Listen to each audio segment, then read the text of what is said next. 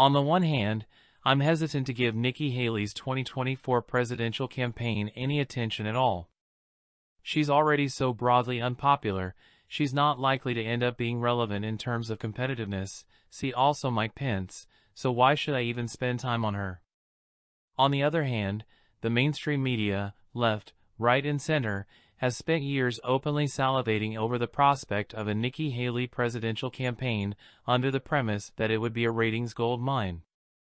So even though Haley's career is basically over and she's merely limping into the 2024 race because there's nothing else for her to do, the media is still predictably trying to prop her up as the most relevant candidate of all time.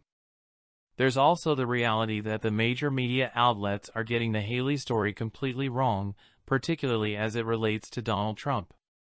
So if the media is going to keep shoving inaccurate narratives about Haley in our faces every day, I suppose I should at least periodically try to set the record straight.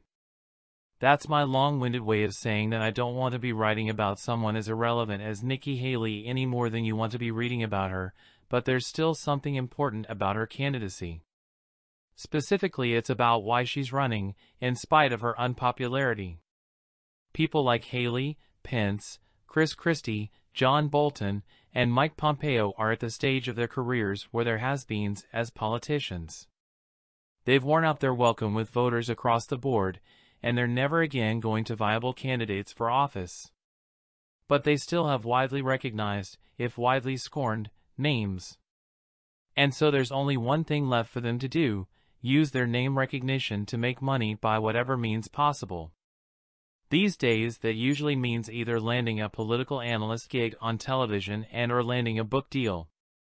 Recurring TV gigs can pay well but are a grind. But having a ghostwriter help you crank out a political book is an easy one-time cash grab, and it can be extremely lucrative if you're able to use the media to hype the book launch. You just include a few tidbits of juicy dirt in the book about other politicians, you leak those tidbits through the media during the pre-order stage, and you end up with such a pre-order frenzy that it doesn't matter if everyone forgets the book even existed a month later. So what does this have to do with 2024? Everything. If someone like Nikki Haley or Mike Pence can launch a 2024 campaign and keep it alive all the way to Iowa and New Hampshire, they can use that national media feeding frenzy as an opportunity to lay the groundwork for the book they're planning to release once they drop out. It doesn't matter if they've never been polling above 1% the entire race. All that matters is that they can keep their campaign technically alive the entire time, so that they can still be a candidate by the time of Iowa and New Hampshire. If they can do that, they can land a huge book deal, pull off a major pre-order cycle, walk away from their failed presidential campaign with a huge payday from a publisher, wipe their tears on their money, and then use it as a springboard for booking lucrative speaking engagements and such going forward. But again, they have to keep their campaign going all the way until the start of primary voting. Which means they have to keep at least a trickle of donations coming in. Which means they have to keep finding ways to get the media to portray them as viable candidates. And that only happens when it's a primary race with no dominant frontrunners to begin with.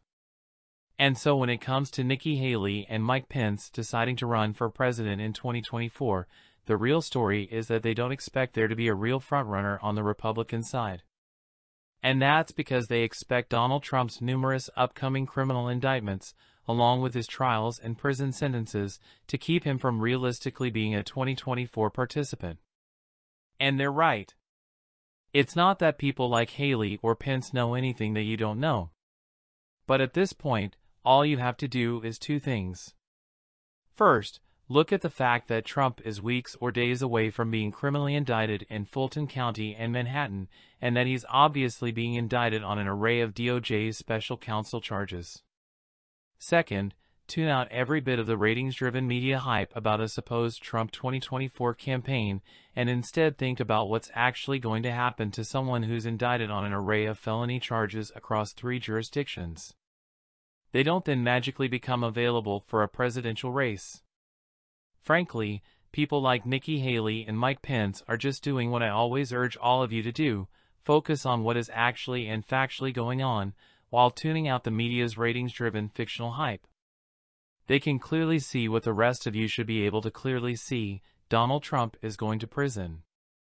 They can also see that the media's other ratings-friendly darling, Ron DeSantis, sticks his foot in his mouth so often it might as well be surgically implanted there. The 2024 Republican presidential primary is looking like it's going to be a clown car full of middling candidates.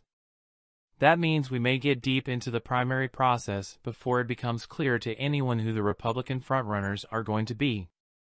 That means that the media will simply keep propping up every established name on the Republican side, no matter how poorly they're polling, because they don't know how else to cover the primary.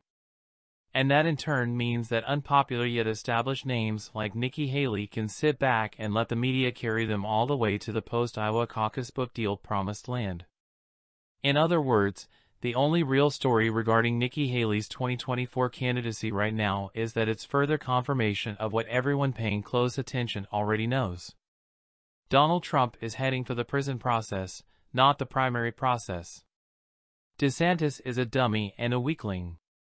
And the Republican field is going to be wide open for anyone who wants to use the primary process for their own personal gain, no matter how non-viable they may be.